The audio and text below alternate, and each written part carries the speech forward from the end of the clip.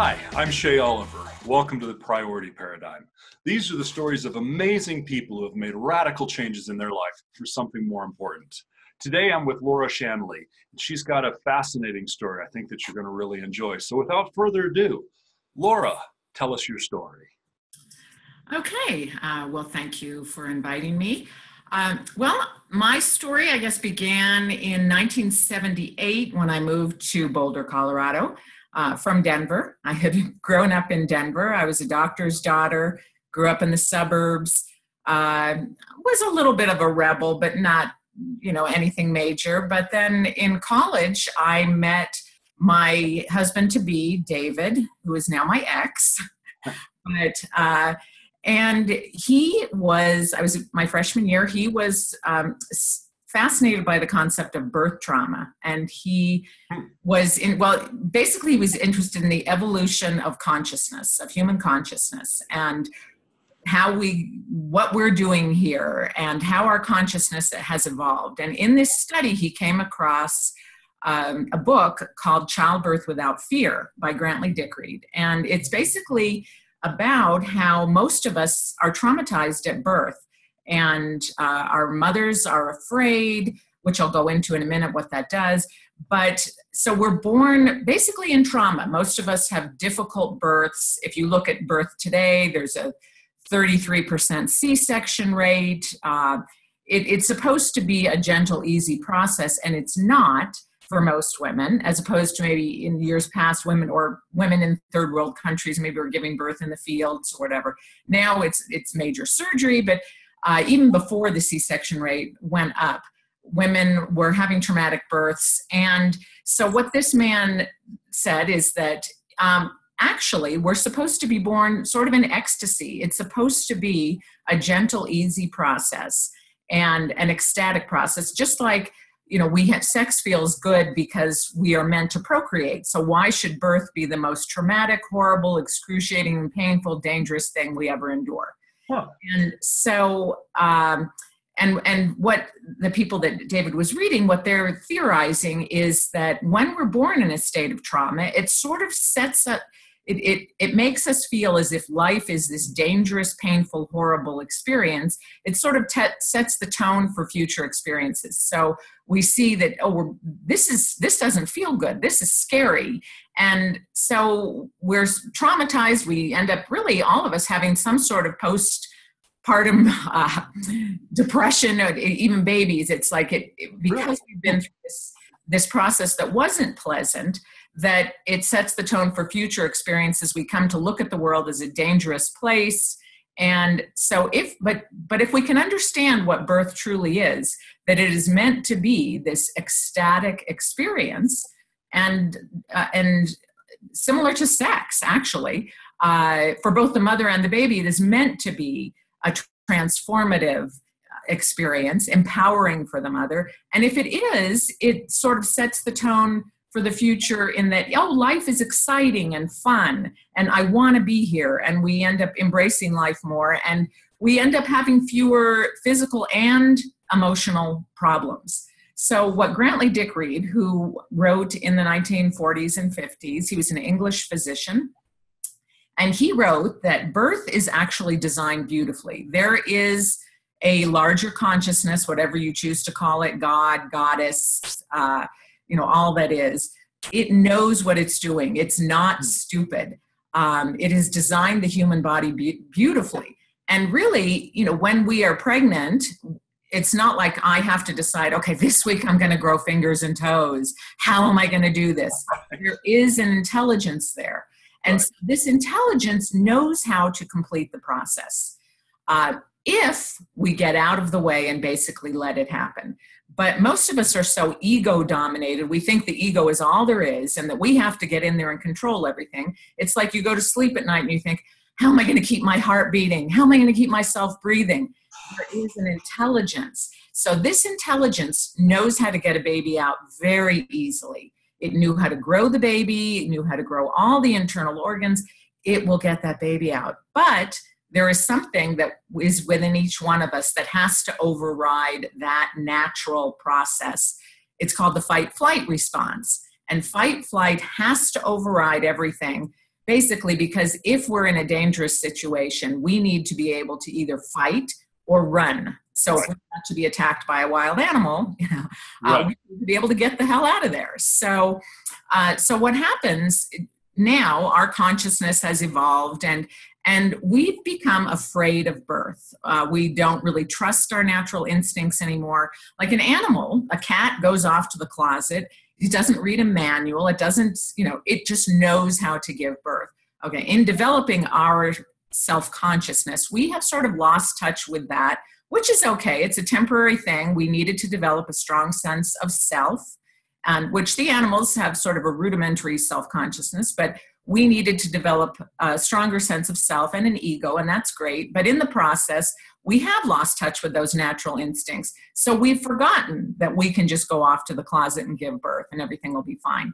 So what we've basically done is, because we've become afraid, women trigger fight flight in labor. They've been taught their whole life that this is this horrible, the worst thing you'll ever go through. There's a lot of myths about women and babies dying all the time throughout history, which I've studied, and I'll get into that in a minute. But so they are set up basically to believe this is going to hurt and it's an accident waiting to happen. You need to surround yourself with doctors and technology, and you need to brace yourself and, get ready with the drugs because this is really going to be something horrible. So what Brantley Dickery says is that, okay, so women in labor, and also during their pregnancy, but in labor, they trigger fight flight. It's just like they're afraid of this process. And so it's just like when you're afraid and they say you turn as white as a ghost. What's happening? Why is your face turning white? It's turning white because you've told your body you're in a dangerous situation. So all non-essential organs are drained of blood and oxygen. So your face turns white. The blood and oxygen rushes into your arms and legs so you can fight the danger or run away from it. Well, it doesn't go to the uterus. So because you're telling your body now's not the time to give birth, you're in danger. So what he says is that the uterus of a frightened woman in labor, which most women are, is literally white. It doesn't have the fuel that it needs, so it cannot function correctly. So babies get stuck. Women are in tremendous pain. You deprive any organ or muscle of blood and oxygen, you're going to be in trouble. Sure. So now people think, oh, childbirth is excruciating. Well, try taking away the fear and see what happens. Try having sex when you're in a state of fear and see what happens. Blood and oxygen do not go to the sexual organs when you are in a state of anxiety and fear. It's a protective mechanism. Your body thinks it's doing you a favor. So women are experiencing the pain and problems, and they think, okay, now if we can just have more intervention to help me, maybe I can get this baby out. So what he's saying is that if you can truly understand how beautifully this has been designed, and you don't interfere physically or psychologically, and you don't live in poverty, this is another piece of the picture, because if you live in poverty, your life is going to be problematic. You're going to be in a state of anxiety, but you're also not going to be healthy if you don't have access to clean water and proper housing. So anyhow, he said, if you can understand how beautifully it's been designed and you don't trigger fight flight, and you don't have doctors and nurses or even midwives around you telling you, this is what you need to do. This is the position you need to be in. This is how long this stage of labor is. And basically in the hospital, they're saying you have so many hours in this stage of labor. It's really like if you said to somebody, okay, now we want you to have an orgasm and we're going to be right there checking you periodically to see how close you are. This won't interfere at all. It interferes. Just their presence interferes. Sure. Or another man who is also a physician, Michel Odant, who actually wrote the foreword to my book, and he says, imagine you're having sex and everything's just going beautifully and you're just kind of in that zone and everything's flowing, and suddenly somebody taps you on the shoulder and says, excuse me, what's your social security number? So he says what it does is it brings you out of that artistic, creative, intuitive state, and it brings you into your rational, critical mind, and it basically turns off the flow of those birth hormones. Basically, you can either produce birth hormones or you can produce stress hormones. You can't do both. So you start producing adrenaline, noradrenaline, you turn off the flow of estrogen, oxytocin, the hormones for birth. So, and our bodies are very sensitive, and birth is a sexual act. It involves all the same hormones and organs. And so if you're in a hospital and you're being observed by people and you're being checked and they're telling you to push or don't push, and everybody's expected to conform to this, everybody has to be 10 centimeters dilated, regardless of what size the mother is, regardless of what size the baby is. And then now you push and you count and you hold your breath, and holding your breath, your blood and oxygen, that's going to interfere too. So they're doing all these things. And so, yes, it's problematic. So he's saying, okay, remove. Now, he maybe wasn't talking about doing exactly what I did, because I just removed myself entirely. I didn't feel like I wanted to be in a hospital and have to explain to people what I'm doing. I wanted everybody to leave me alone.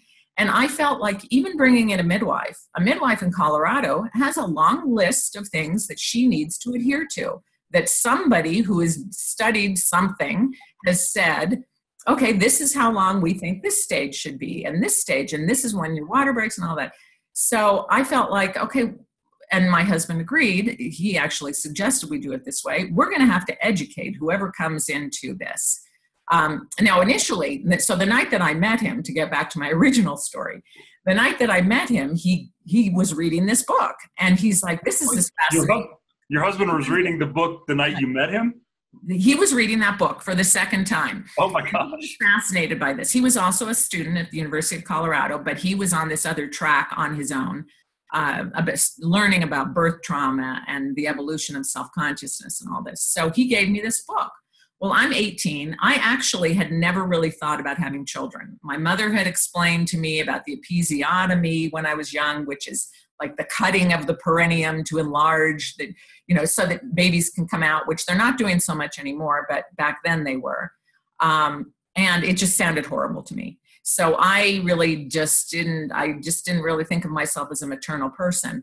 Well, he gave me that book, and we stayed up all night talking, and I was just really fascinated. So I read the book, and I remember feeling as I read this book, and how Brantley Dick Reed says childbirth can actually be an ecstatic experience. It should, he said, exaltation. It should give you a feeling of exaltation. Huh. So I remember feeling like maternal feelings began to surface in me for the first time. Like, I think that they had just been blocked because of my terror. And now I'm reading, hey, this could actually be a pretty cool experience. And I suddenly was like, I want a baby. So I ended up, a couple years later, we had a baby. And so during my pregnancy, I'm like, you know what? Okay, we're just gonna do it ourselves. We were also reading books about the power of thoughts and feelings, which is, we were reading books called The Seth Material by Jane Roberts. It's about the concept you create your own reality according to your desires, intentions, expectations, and just how powerful our thoughts and feelings really are. And so with those things kind of together, we decided, okay, we're going to just do this ourselves. And I never got prenatal care. I just got fresh air and exercise. And then when I went into labor with him, we had a few friends over, and just people that were interested. And it was actually my ex-boyfriend and his new boyfriend and a friend of ours and a filmmaker who was a teacher at CU. And he had heard about our story and he was interested. So they all came over, and we're all in our little apartment on 17th and University across from the college. And I'm just kind of going about my life, and what I knew was that I wanted absolutely no one touching me. It almost felt like there's a freight train going through me. Everybody stay out of the way.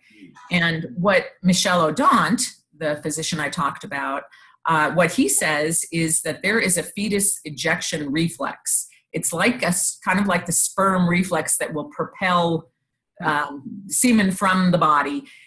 there is a force that will get your baby out if you haven't triggered fight flight. So babies can fly out, and sometimes do, or you see babies being born in cabs. Certainly the mother isn't like, okay, I'm going to push really hard. They're like, I can't stop this. Right. So if you don't trigger fight flight, babies can come out really easily. And so we were all hanging out, and I suddenly felt the baby coming, and I didn't tell anybody. I just walked over to the bed, and I was on my hands and knees, and the filmmaker moved out of the way to let me through. He turned off the camera, and I got on my hands and knees, and I heard in an internal voice say to me very strongly, do not turn over, because I was thinking I would give birth on my back. That's how I thought babies are born, and I just felt, do not turn over. And suddenly John, my baby, just came flying out of me as I was on my hands and knees. And my husband caught him in midair. Oh my God. So I went on to have my other babies also this way.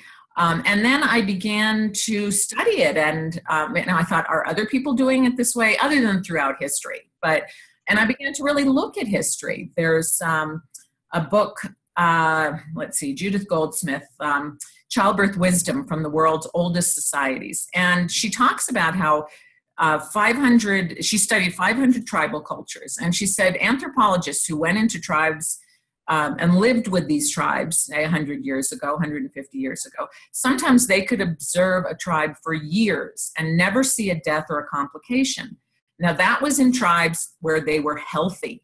They were well fed. They treated the women well. Now, in tribes where they're starving or they have practices, a lot of these tribes do have superstitions. They take the baby away from the mother right after birth. They sometimes give the baby whale blubber. They don't let the baby nurse. So, and certainly in war-torn countries, you see women and babies dying.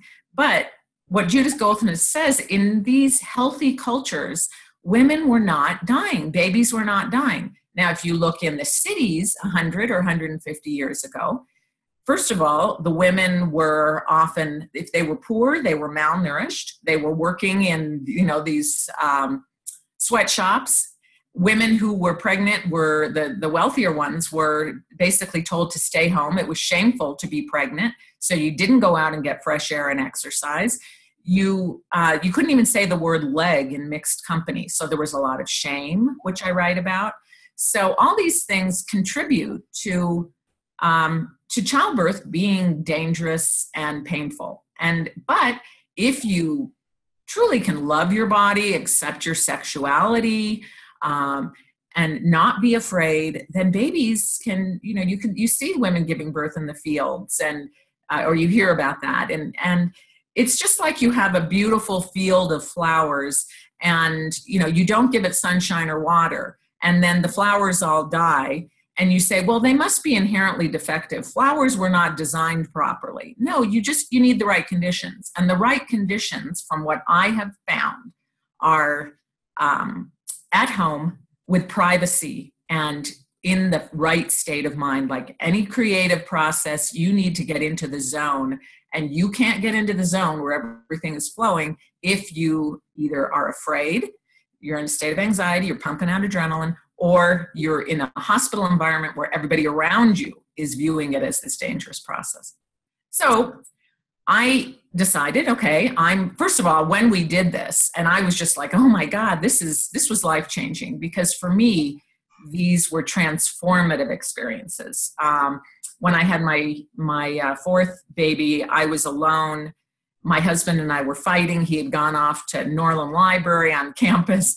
And as soon as he left, I'm like, I gave birth by myself. And I was in ecstasy. I was in bliss. I looked down at her. She came out and we looked at each other. And I just was like, I was somewhere else, and I was hearing waves and wind chimes and just blissful. And then my other kids woke up. They made me some chocolate milk.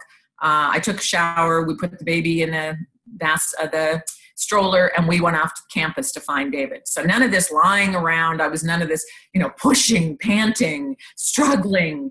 It was just like, move out of the way, catch my baby. And I felt fantastic, and I floated over to campus. And so I was like, okay, I want to write about this. Now, I'd always been somewhat of a writer. And so I began writing about this. But, first of all, I began to see with my first pregnancy that a lot of people thought, you are insane. I can imagine that, yeah. So starting with my family, my dad was a physician. Right. And my mother did medical research, and my sister was a labor and delivery nurse. So they literally thought I was insane and told me so. And they were scared, and I understand their concern. And, but we had very different views on life. And, it wasn't only that we weren't going to go to the hospital or have a midwife.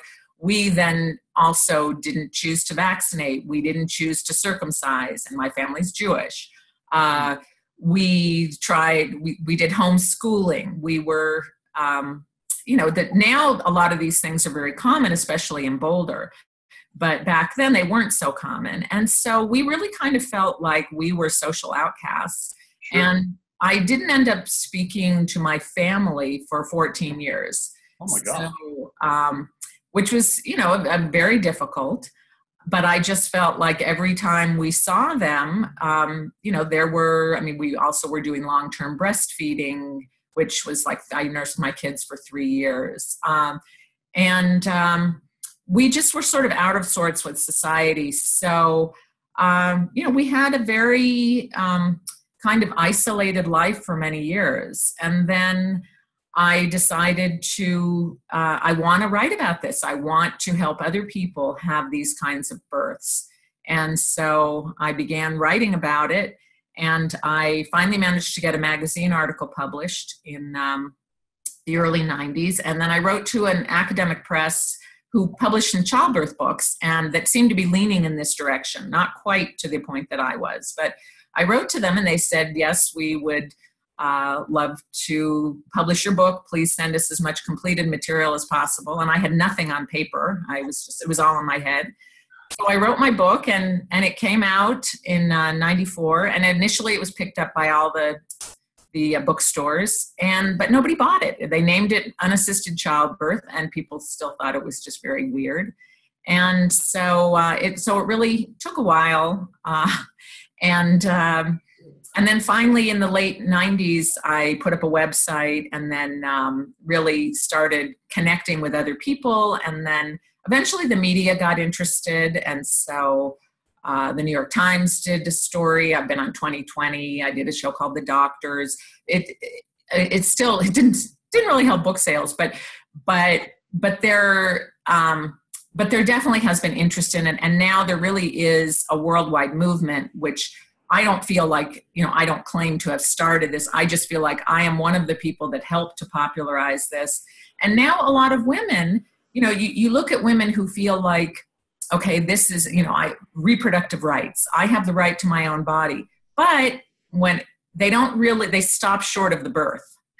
And people don't really extend that to the birth. And so the same people that will defend my right to have an abortion, and I do believe that people have the right to do what they want with their own body, they will tell me I'm crazy and stupid and really shouldn't have the right to give birth this way. So, but it is legal.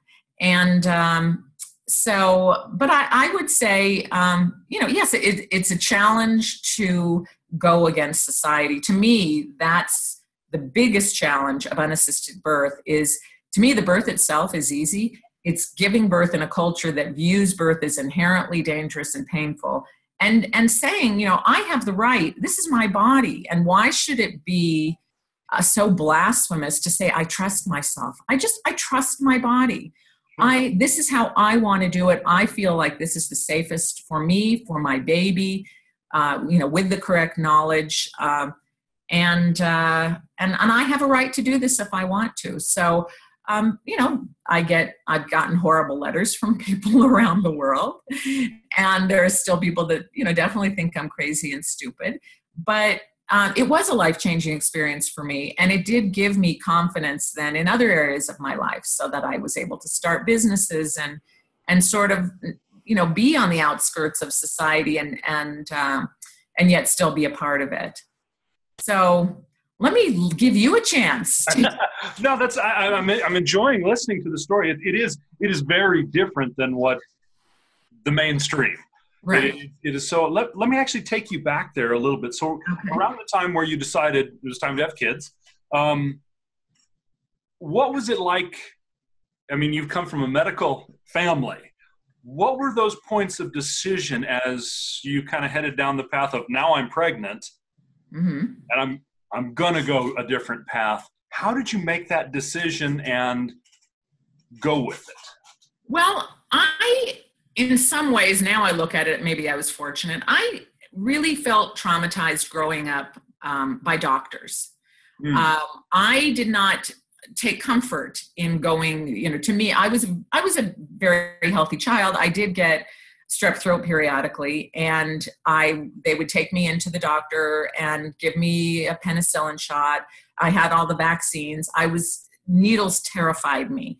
And so to me, doctors were not a source of comfort. They were sort of a source of terror. I had a pediatrician that I went to that did like rectal exams. There was nothing wrong with me. And I'm like 6-7 years old. And I had nightmares about that for years. Like, why is this person doing this to me? Now I look at it as abusive. It's like, yes. And so, but now that I kind of look at things in larger terms, I think, okay, well, it did sort of push me in this direction.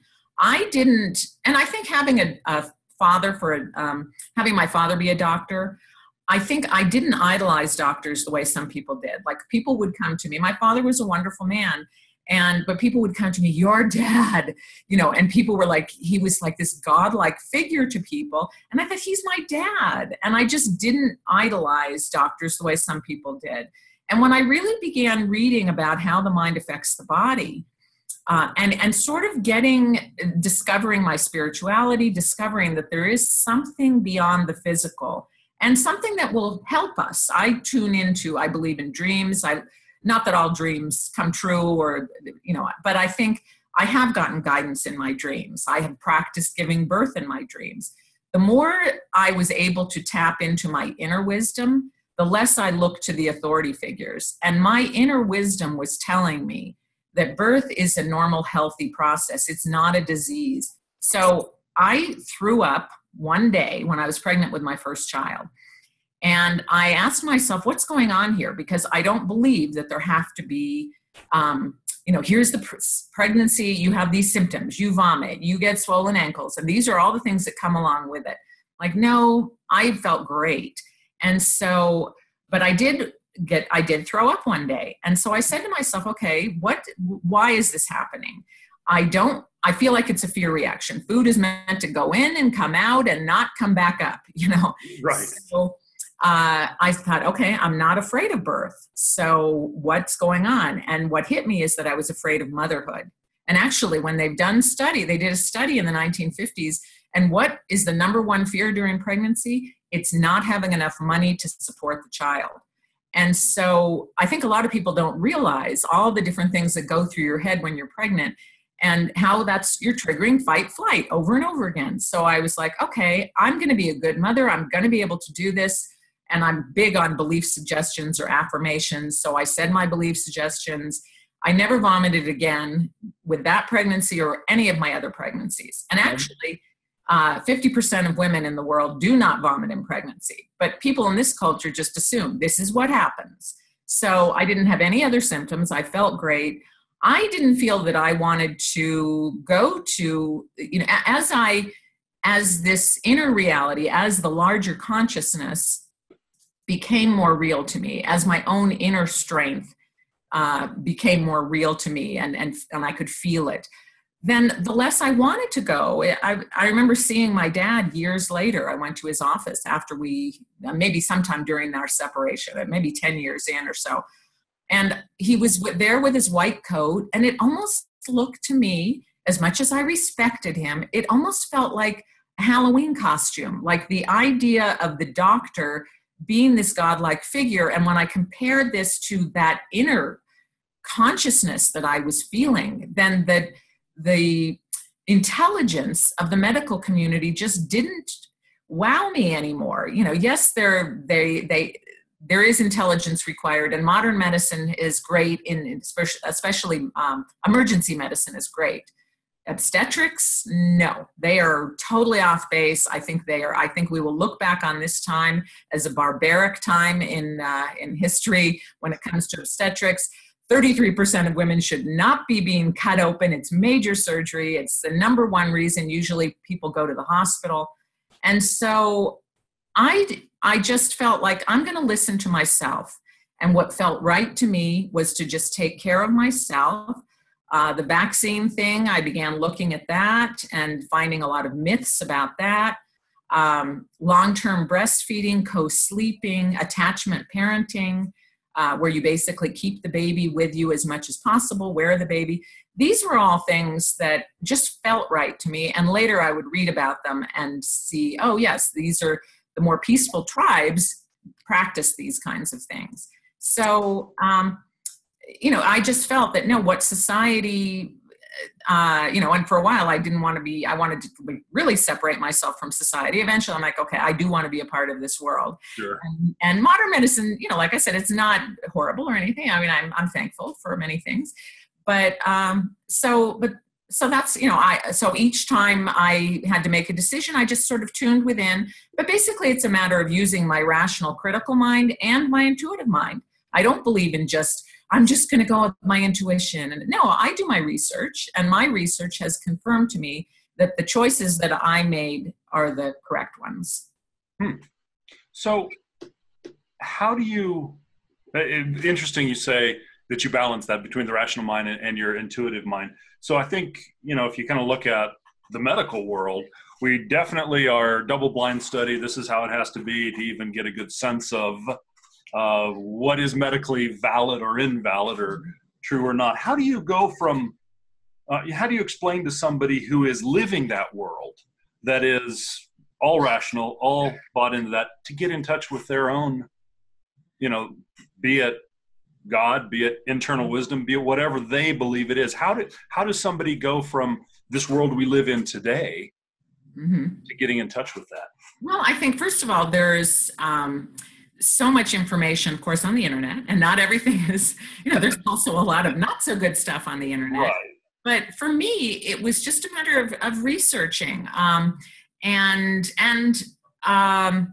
To me, like, to believe that life just appeared. It's like you look at a beautiful painting and you say, yeah, that just showed up. It just appeared, nobody painted it. So to me, it isn't rational to really think that there isn't a mind behind and within life. It just, if you really think about it, that there is obviously much thought put into this. And our bodies are a very complex process. And yet we can just, we don't have to keep our hearts beating. We don't have to keep ourselves breathing. So some of it was just is basically just thinking about this, giving it more thought. And as far as like birth specifically, reading birth stories of women who have given birth this way, seeing videos, there's so much on the internet now, seeing, like, people used to say to me, I'm glad you posted pictures online of your kids because people can see that they survived, like they're alive. And so I think, okay, so how does one go from it? I can basically just tell you how I did it. Okay, that's good.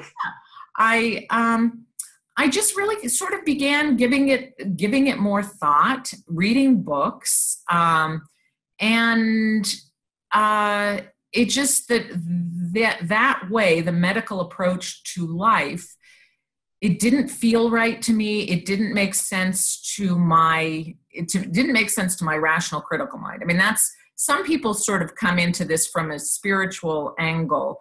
I came into it from the rational critical, like Grantley Dick Reed explained how fight flight works. And actually, to me, it's so fascinating. There's a man who wrote a book called Why Zebras Don't Get Ulcers. And he's a scientist, Robert Sapolsky, and he basically says all of our health problems, just about everything, can be traced back to we are triggering fight flight on a regular basis. And he says it's like there's a tornado that's about to hit the house. Now's not the time to paint the kitchen. So what your body does is you're telling it there's always a tornado out there, and it's everything that would naturally happen, like digestion and producing growth hormone to rebuild your bones and muscles, all of that's shut off. So after years and years of all of it being shut off, digestion shuts down. You have to give a speech and your mouth gets dry. Why? Because you've triggered fight flight. Saliva production is the first step in the digestive process. So saliva shuts down. That's why your mouth is dry. Mm-hmm. So basically, if we could understand that many of us are in a state of low-grade fight flight most of the time, if we could stop being in that state, our bodies could live a lot longer and we could have a lot fewer problems. So I approached it as like, this makes total sense to me. And then when I sort of began reading about spirituality, and I think whatever that is to people, I have this in my book. I wrote a book called Unassisted Childbirth. And if you look in the Bible, you'll see whatsoever you believe that will come to pass. If you look in Buddhism, you see that Buddha talked about this, about how our thoughts and what we imagine becomes real.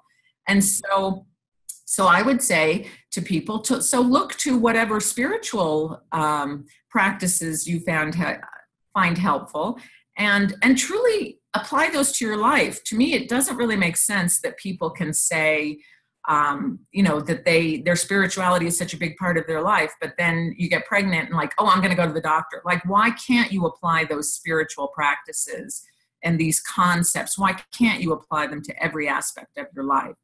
So I think it's a matter of reading, finding things that are meaningful to you, and being willing to, I tell people when I give talks sometimes, be willing to accept that maybe everything you believe, much of what you believe isn't true. If you can even temporarily let go of that and then sort of notice the internal promptings. Like I feel like, we are always, in the Seth material, it talks about this psychological lifeline that we are always connected to, sort of this umbilical cord that we're connected to our inner self, to the higher self.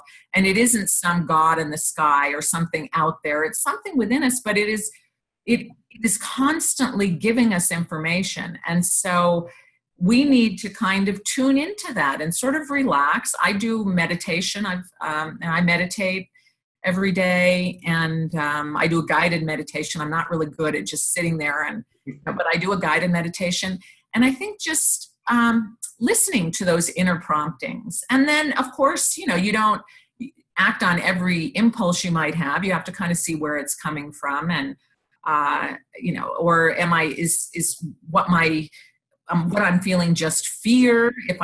Or is it something, should I really pay attention to what's going on here? You kind of, because some people say, well, I just thought something was wrong, so I went to the hospital, like in labor, and then in the hospital, oh yes, the cord was wrapped around the neck. Well, cords around the neck about 25% of the time. Usually it's no big deal. You unwrap it. It happened with one of my babies. It happens to a lot of babies.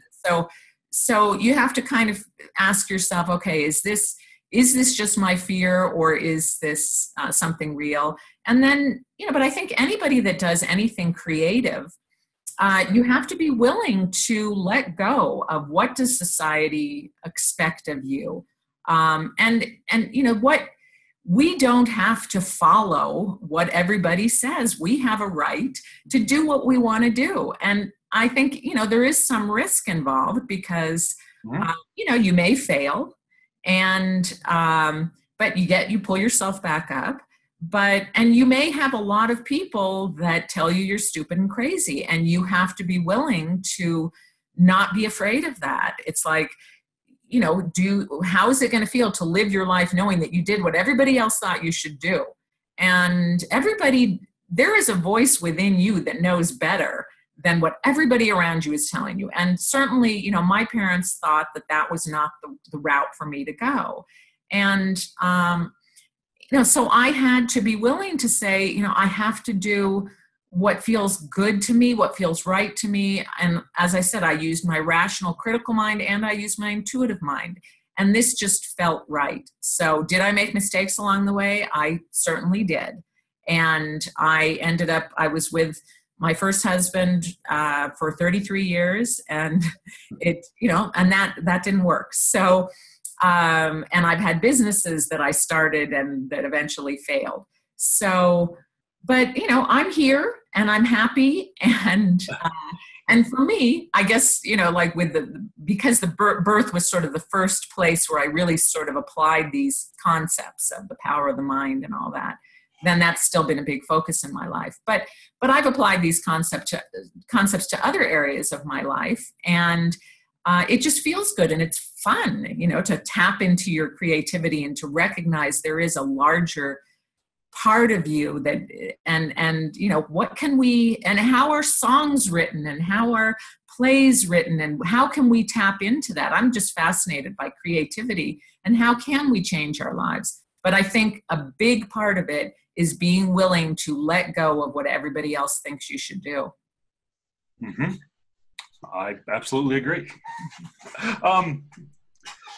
So jumping back to around that first, that time where you started reading the books and kind of starting to get this picture of where you are today, was there ever a point you went, oh my God, this is insane. What am I doing? I have to go follow the path that my parents, my family, you know, the medical community says I should if I'm going to have a child. Did you ever have like periods of like significant doubt of the direction you were headed? No.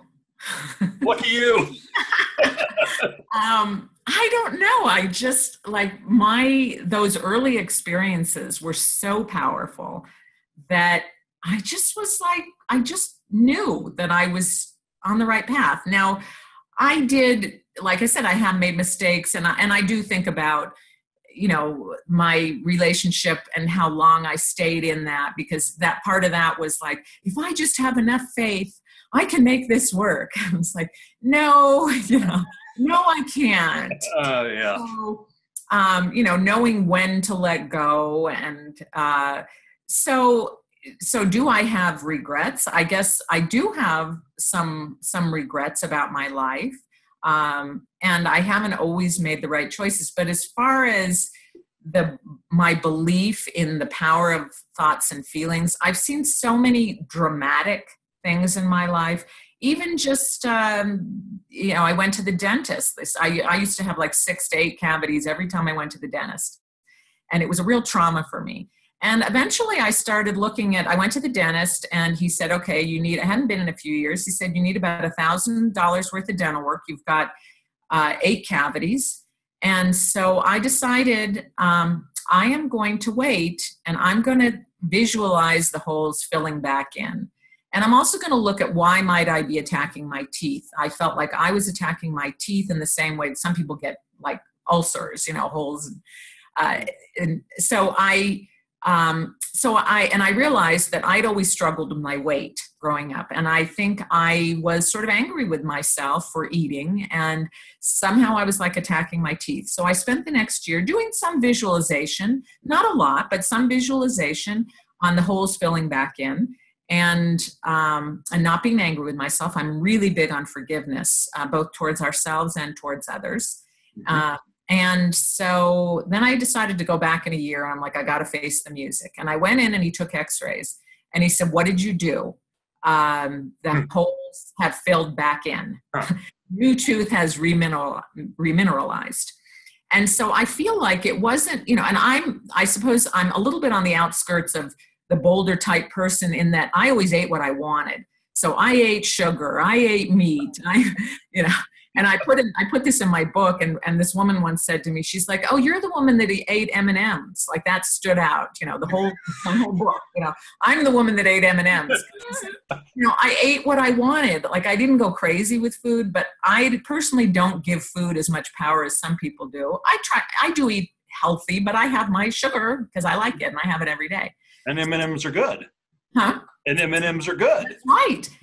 So anyhow, but the dentist, so it's not like I quit sugar and my teeth healed, I changed my beliefs. I changed my attitude, and my body was able to heal itself. So I have seen this so many times in my life. I've seen so much evidence of the power of our thoughts and attracting things into our life and attracting people into our life at the time that we need them, that I do not doubt these concepts. Now, sometimes I do doubt myself and my ability to create what I want. There are things I've struggled with. Says in the Seth material that we all have our battlegrounds. Some people might be fabulously healthy, but they never have enough money, or they're loaded. They have money, but their health is always bad. And so I have my areas where I've struggled, but I know I do not doubt these concepts. And now I think more people are the concept that you create your own reality and the power of thoughts and feelings. Certainly that's much more prominent now than it was 40 years ago when I was coming across this stuff. I don't feel as alone now. So how did you get through that period of, we're talking the late 70s to years later? How did you survive those years of not being with your family? Yeah. I guess I just first of all, my children were just wonderful, and I loved being a mother. And so they were a great comfort to me. And I sort of got into this little world with my husband and my children. And then I did see David's stepmother was around. And then eventually, I think 93, 94, I did reconcile with my family. And then after that, I tried to be more tolerant, more understanding of them. I didn't feel like I had to convince anybody of anything. And they also, I think, they were thankful to have me back. And so we were able to heal a lot of what had happened.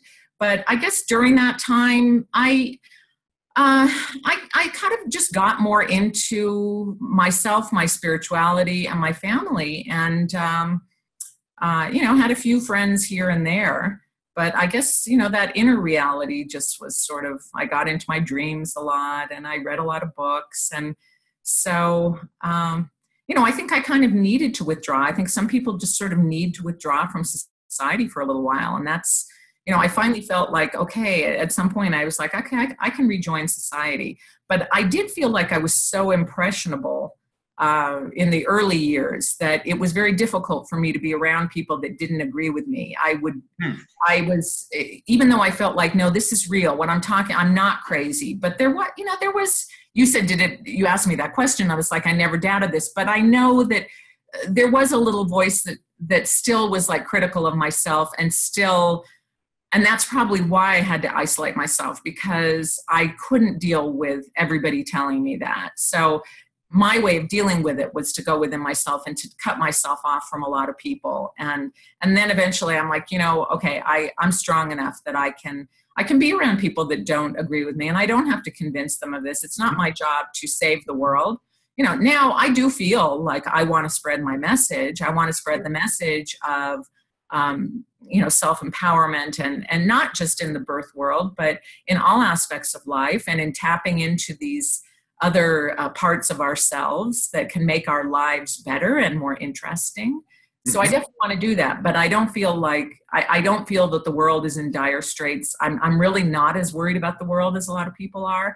I think that what is within us is so strong and so powerful, and what we've gone through, what we're going through, is just part of our process, and we'll come out of it, and the world will survive, I believe. I hope so. Yeah. For all of our sakes. Mm-hmm. So as you kind of went through this process through the years, obviously there were a lot of changes. I mean, so you went from being very inwardly focused, and now you're very outwardly focused in many ways. I mean, you actually are outreaching to people, trying to change the world in many ways. What would today's you want to tell that early 80s you that was hiding, to maybe get her through the process of the changes she needed to go through? Maybe, I don't want to say hustle her through, but hustle her through so you could get where you are today. Or would you? Yeah, I would, and I do kind of, because I read about that, about how you can sort of tap into your future self and get messages from your future self, that the time is not what we think it is, and the past and the future are existing now. So I do think about that, and I do try to reach back to my former self. And just, I think the main thing would be to tell her to lighten up, both on herself and on other people. And not feel, first of all, not be so critical of herself, that it's okay to make mistakes, and that the world isn't as scary as she thought it was, that and that everybody doesn't have to agree with her. She doesn't have to go out there and tell people things that they may not be ready to hear.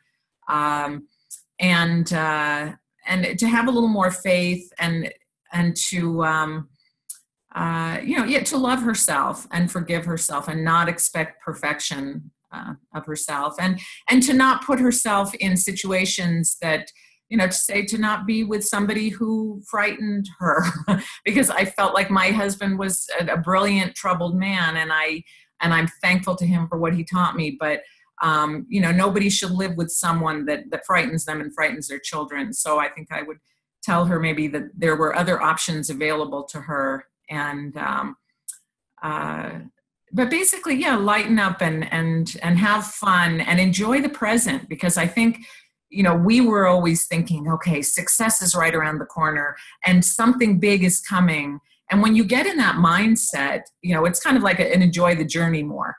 Mm-hmm. Like, this was our life, and there were so many things to enjoy about it. If I could have gotten beyond that fear, trusting that, okay, it's going to be okay. I mean, we tried homeschooling, and then we got a letter, you have to put your kids in school. Like, everything was, I don't know, but it turned out okay. Like, we put our kids in school. Now homeschooling is a lot more accepted. But back then, it was like another fight that I just couldn't endure back. It's like, okay, I got to pick my battles, and I can't battle this one. But sure. We put our kids in school, and it was okay. So, but to not really, I think I've always been somewhat afraid of the world, and I still have those fears. And I really work on a daily basis, just saying, I do think this is a good place. And and focus on the positive. You get what you focus on. That's sort of the teachings that I follow, to say, you get what you focus on. So you get what you concentrate on. So focus on the positive. I once had a dream that I could see the world was kind of dark, but there were these rays of sunshine coming down, illuminating various parts of the world. And I could hear a voice say, focus on the rays of sunshine. So I think that's always, nice. That there is a lot of positive, and focus on the positive in everybody, that there are good things in everybody, and everybody struggles, and to be more accepting of that. Beautiful. That's awesome. I love that. Thank you. So just out of personal curiosity, has your family, the medical world that they're in, have they moved in your direction at all? No. Okay. My dad just died about 5 weeks ago, and but he was 88, and towards the end of his life, he started to have a lot of spiritual friends. He was an atheist, and I asked him, so are you more spiritual? And he was like, no, but I do think that he really kind of started to think, I'm sure I had an effect on him. My mother once said to me, when my dad was going into surgery years ago, she said, he's going to be fine. I create my own reality, and he's going to be fine. And so I could hear them sort of saying these things.